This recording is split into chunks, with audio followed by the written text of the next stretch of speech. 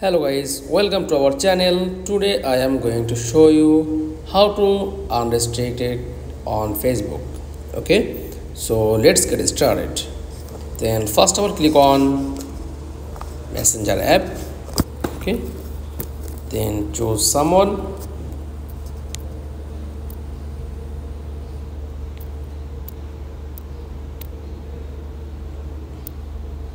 Okay, then choose someone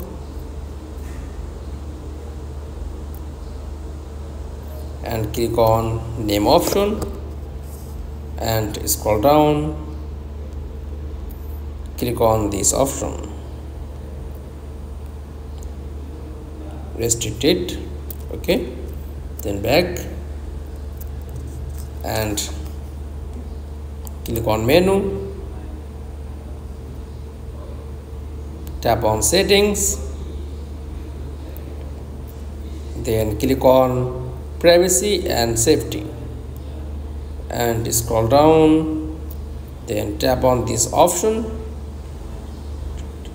restricted accounts, and to restricted account just click and unrestricted.